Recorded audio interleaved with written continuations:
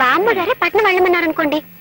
నన్ను మా అన్నయ్యని విడిచిపెట్టి మా బామ్మ ఒక క్షణం కూడా ఉండలేదు చూడాలి. పైగా మా అమ్మ నాన్న 3 ఏళ్ళప్పుడే పోయారు. 3 ఏటికి వాళ్ళు పెళ్లి చేసుకుని ఇద్దరిని కన్నారా? అదెలాగబ్బా? ఎవత్రా ఇది? మర్చిపోయారా? నేను మీ పెళ్ళాన్ని. ఆ విషయం నాకు డౌట్ లేదు, లోపల పెట్టు. మా అమ్మ నాన్న పోయింది వాళ్ళ 3 ఏళ్ల వయసులో కాదు, నాకు 3 ఏళ్ళప్పుడు. ఓహో అలాగా. అయితే మనం పట్నం వెళ్ళడం లేదు. చూడలేటంబా, మా వదిన కూడా నాలాగే చదువుకున్న ఆవిడ, పైగా పట్నం పిల్ల. అలాంటి ఆవిడే ఈ పల్లెటూరు సర్దుకుపోతుంది. నువ్వేం పట్నం పట్నం అన్నావు అనుకో, నలుగురు నవ్వుతారు. ఏమిటి ఆలోచిస్తున్నావు? అవునా మర్రా. సావిత్రి, శ్రీదేవికి పట్నం వెళ్తామనేంత వరకు మనం వెళ్తామనకూడదన్నారు బావగారు. ఉండు, అక్కేం చేస్తుందో చూద్దాం.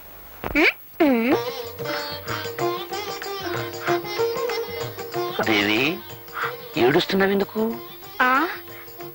మిమ్మల్ని కట్టుకున్నందుకు.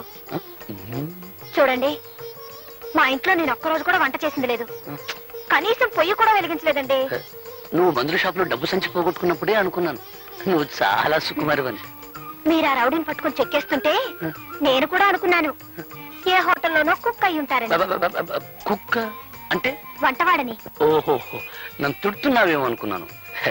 మొగుడంటే నీకెంత ప్రేమే. ఏమిట్రా, ఏం జరిగింది? ఏం లేదు బామ్మ, ఈ సుకుమారి ఉల్లిపాయలు తరగటానికి బదులు చెయ్యి కోసుకుంది పాపం. అయ్యయ్యో, వంటింట్లో ఇదంతా సహజం రా. నువ్వులేమ్మా, నేను చేస్తాలే. నువ్వు ఉండు బామ్మ, ఇన్నాళ్ళు మాకు వంట వండి పెట్టింది చాలు గానీ కోడలు వచ్చా కూడా నువ్వు చేయడం ఏమిటి? నువ్వు పద. పర్వాలేదు లేరా, చిన్న పిల్ల. నువ్వులేమల్లే. నువ్వు పదవే, తను చేసుకుంటుంది. పడిపోతాను. అక్క ఏంటి? లే, మనం తాళి కట్టించుకున్నందుకు ఇక్కడైతే ఎగతాళే మిగులుతుంది. అదే పట్నంలో అయితే పొయ్యి ఉండదు, పొగుండదు, పిడకలుండవు, అన్నిటికీ స్విచ్లే కదక్క.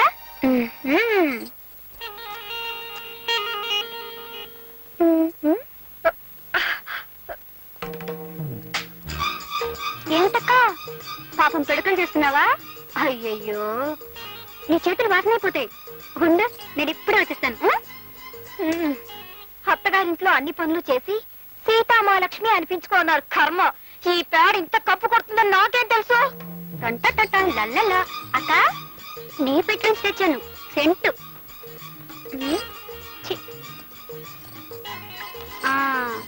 ఇప్పుడు పేళ్ళ చేతులు పెట్టు. చూసావక్క, సీసాడు సెంటు పోసాం. ఈ పల్లెటూరులో ఇంత సెంటు కూడా పేడ కంపు కొడుతుంది. అదే పట్నం అనుకో, ఆముదం కూడా ఎర్ర రంగు పులుకొని సువాసన వచ్చేస్తుంటుంది.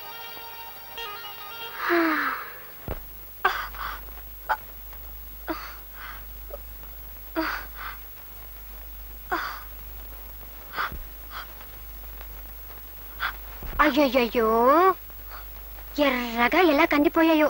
ఇటిపో. ఛీ, ఈ పల్లెటూరులే అంట. చెంచాడు నెళ్ళకి చాంతాడంత తాడు పట్టుకుని వెళ్ళాడాలి. అదే పట్నం అయితే సుచ్చి నొక్కితే.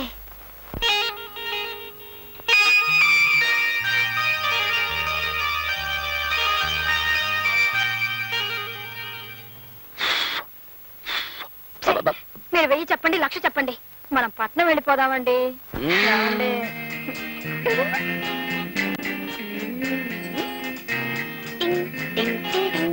అబ్బా, ఈ పల్లెటూళ్ళు సినిమాల్లో చూడడానికే తప్ప మనం ఉండడానికి పనికిరావు. నా మాట విని పట్నం వెళ్ళిపోదా రండి. వదిన గారు అడగలన్నారు కదా, అడిగారు. మరి పట్నం బయలుదేరదామా?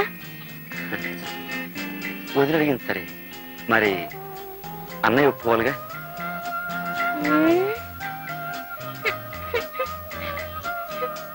అది కాదు దేవి, పట్నంలో నేనేం చేయగలను చెప్పు? సిమెంట్ రోడ్డు మీద బరిలు మేపనా, తారు రోడ్డు మీద ధాన్యం పండించనా? Don't be stupid. అంటే తెలివి తక్కువ వాజమలా మాట్లాడకండి అన్నాను. ఓహోహో, తిట్టేమో అనుకున్నాను. చూడండి, నేను చదువుకున్నదాన్ని, నాకేదో ఒక ఉద్యోగం దొరకపోదు.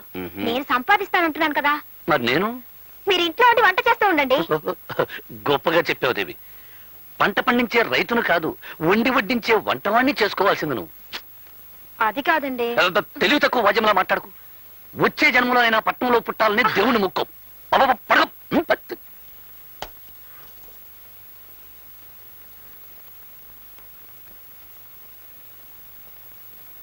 కసురుకున్నట్టు మాట్లాడితే ఈయన మరీ కష్టమంటున్నారు.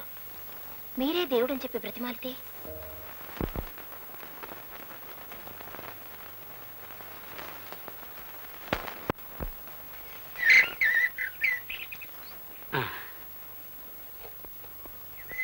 నాకు తెలియక అడుగుతున్నారు అరుంధతమ్మ గారు.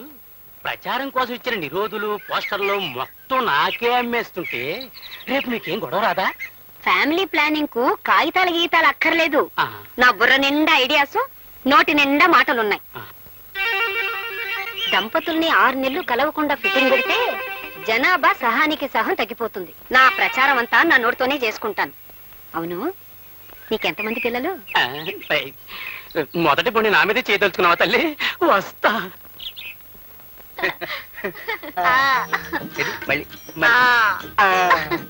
ఏమిటి వీళ్ళ సరసం చూస్తే చాలా అర్జెంటుగా పిల్లల్ని కనేలా కనపడుతున్నారేమిటి?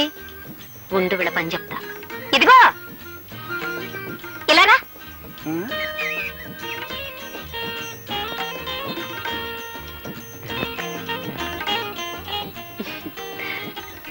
ఉండు.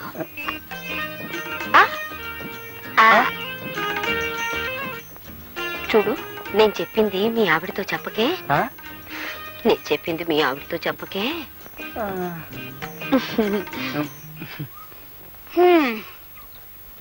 ఎవరండి ఆవిడ? ఏమిటి నాతో చెప్పొద్దంటుంది?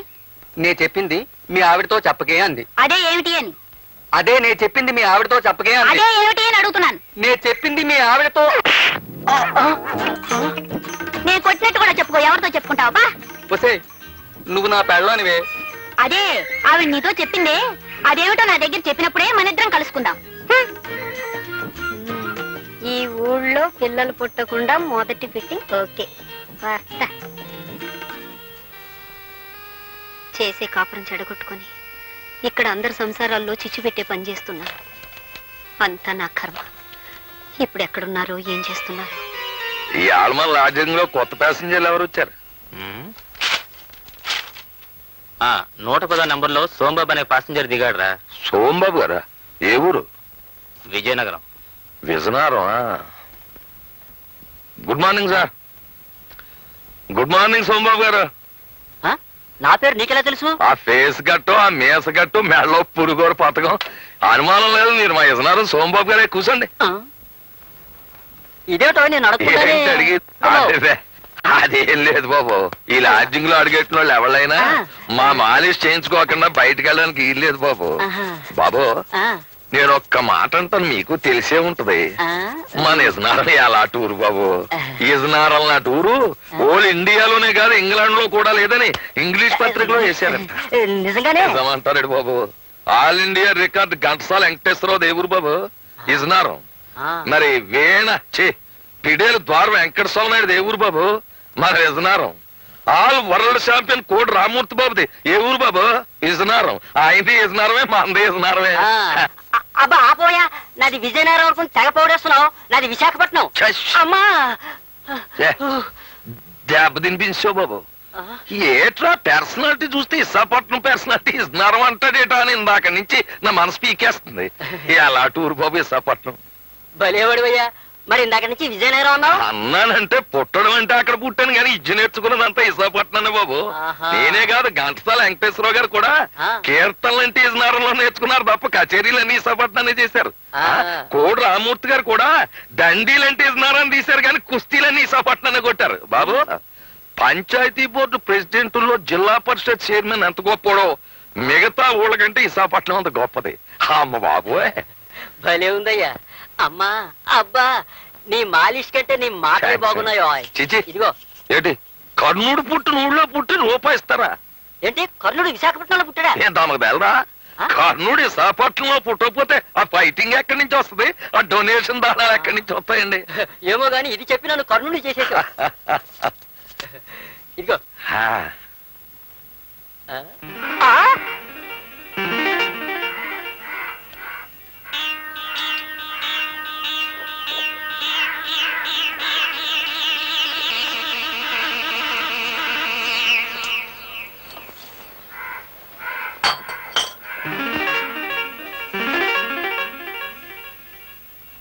ఏమిటే బాబు మళ్ళీ వచ్చేసావు? మళ్ళీ రావడం ఏంట్రా బక్కనవడక ఏంటి నన్ను తిడుతున్నావా? తిట్టడం ఏంట్రా నిన్ను బట్టు చెత్తగొట్టియాలా చెరుగ్గళ్ళ పెర్సనల్ అవును కర్ణుడిది విశాఖపట్నం నువ్వే కదే బాబు అన్నావు. రేయ్ కర్ణుడు పుట్టింది పెరిగింది చదివింది కాకినాడలో.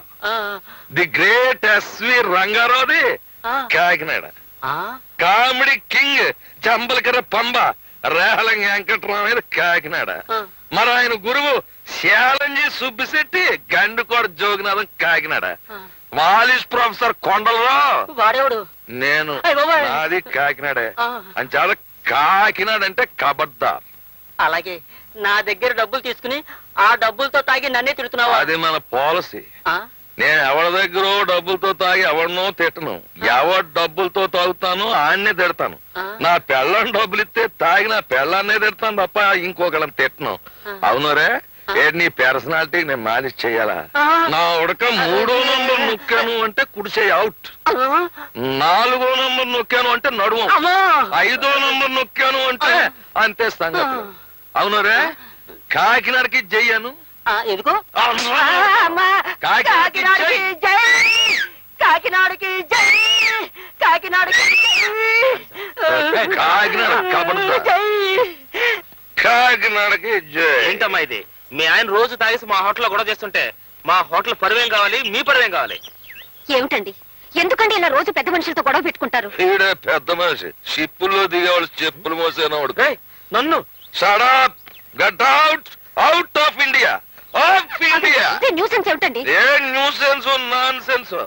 సోంబాబు గారి డబ్బులతో తాగాను కనుక నిన్నేం తిట్టదలుచుకోలేదు. మర్యాదగా లోపలికి పో. ఏమండి నేను ఒక్క మాట చెప్తాను వింటారా? ఏంటి? నేనేదో గవర్నమెంట్ ఉద్యోగం చేసుకుంటున్నాను. ఆ వచ్చే జీతంతో మన ఇద్దరం దర్జాగా బతకొచ్చు కదా. షడప్. నా అంత మనిషిని ఆడదాని పోషణలో బతకడమా? బీడీలకి మందుకి నిన్ను డబ్బులు అడగడం చిచ్చి. నేను ఒక్కడి చెబుతా, నేను నీ ఉద్యోగం అంటే నీకెంత గర్వమో నా వృత్తి అంటే నాకు అంతే ఇలా గర్వం. రోజు అంటున్నారని నేను భరిస్తున్నాను. ఇలా వీధులను పరువు తీస్తుంటే ఇంకొక క్షణం కూడా సహించను. సైన్స్ ఏం చేస్తావే? ఎడాకులు ఇస్తావా? చెప్పు, ఎడాకులు ఇస్తావా? ఇరాకలేం కర్మ. మిమ్మల్ని వదిలిపెట్టి దూరంగా వెళ్ళిపోతాను. వెళ్ళిపో. Get out out of India of India. ఉద్యోగం చేసుకుని ఆడదాన్ని కట్టుకోవడమే నేను చేసిన తప్పు. వెళ్ళిపోయి ఆడదాన్ని నేను